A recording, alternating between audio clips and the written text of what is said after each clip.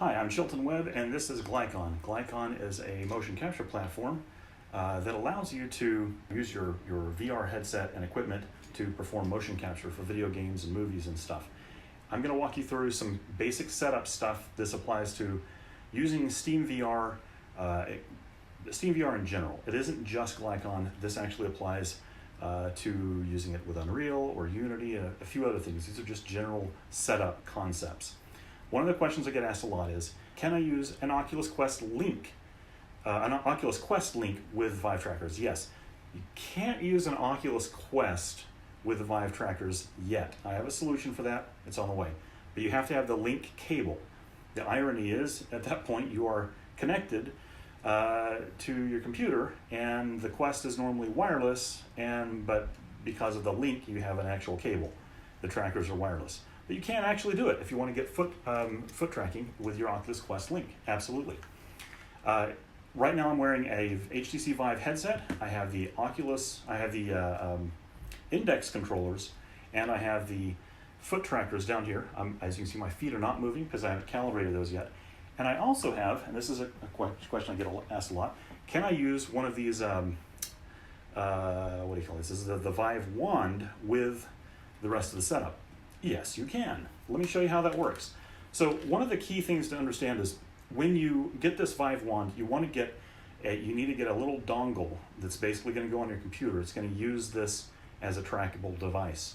Another thing you can do is if you have two Vive headsets, you can plug in just the radio, just the USB on one headset, and actually get two more devices you can control. I haven't tried that myself since I don't have another Vive to test with, but that's what I've heard, and it makes sense because really all it is, you just need that radio.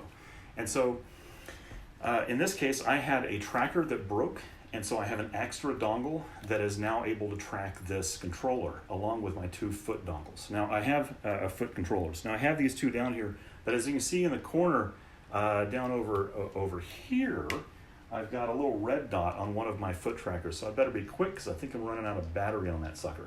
I'm going to pull up the HUD by double-clicking on the left controller button, and I'm going to go to my tracker calibration. This is the new tracker calibration system. It's super easy. I think you'll like it.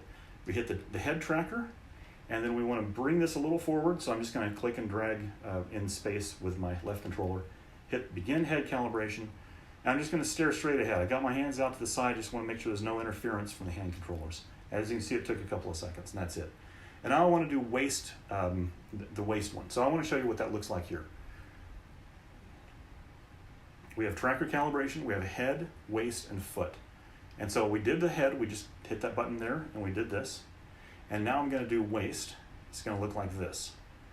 And I'm going to stand up straight, press the button to begin torso calibration. That's all there is to it. And you can see the controller there. If you hit this button here, it will toggle the visibility of the hand controllers. And you can see that controller there kind of on my waist. Now, here's the thing. I currently have this set. I just have it stuck in a belt. That's all. I'm going to wait, 2, 3, boom, there it is. Now, when I move around, hey, look at that. Okay, but this is kind of distracting and comical looking if you're watching a video of this, because it looks like this. Let's not do that. I'm going to take this out and put that around the back. And now I look super crazy, right? Okay, so what I want to do now is go to Recalibrate the Waist. I just click that and hit that button. Stare straight ahead, 3, 2, 1, and voila. Now I am danceable again. Okay, so now I want to do feet. Same thing here, I just click that button there. And you can't see that, so let me show you what that's going to look like. I'm going to click on the foot, boop, and down here you'll see this place your feet on the blue markers. Now you see how my head's kind of getting in the way of this? If I want to change that so I don't have to look at my own body, I can go in here to the second one right here, avatar settings, and I can turn off visibility for my body. So you can see me in the mirror, but I can't see me looking down at my feet. Okay, and that's going to come in handy here in a second. I want to calibrate my feet. So place your feet on the blue markers. And again, if I drag this around, the HUD around, it will drag those feet markers on the ground. So I want to grab those and get them kind of close to where I already am. And I want to move my feet over them so that they're roughly So the trackers are roughly where they should be, where my feet roughly are, and then I just hit this button and I'm done. Okay, so at this point, my feet are properly tracking the trackers. My waist is properly tracking around here, and my hands are tracking like this. So if I wanted to,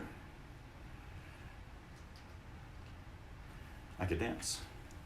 So I got the waist tracking, foot tracking, hand tracking, and the head tracking. Now you can go into here and do all kinds of funky things. You can set the scale of the avatar and all this other stuff if you want to. The spin, rotation, stiffness, neck stiffness, all of these things change the behavior of the body while it's moving. Now, this avatar is kind of funky looking, and that's actually because of the rig and the way this mesh is designed. It'll look a lot more natural depending on the avatar you're using. But I wanted to show you that there. That's how you can absolutely use this hodgepodge of different equipment. You can use the radio for a tracker to pick up a Vive Wand, which is what I'm doing in this video here. And it didn't require flashing anything or doing anything special. It just required me going in and saying, hey, I want to do this. Actually, I just hit detect device, and that was it. I didn't have to do anything at all. So if you have an extra dongle, that's all it takes. If you don't, you can actually buy the dongles for dirt cheap, and you can do a little flash thing with those. It's a command line thing that will activate it so you can use one of your hand controllers as a tracker. All right, so that's it. This is version 40. As you can see, it greatly simplifies calibration of all of this stuff and setup, and I'm going to have this out for people very soon. I got a few more tricks up my sleeve for version 40 that I want to get into this version before I send it out, and that's all I'm going to say about that. For more information, go to glycon3d.com or bug me on Facebook on facebook.com/glyconvr. Thank you.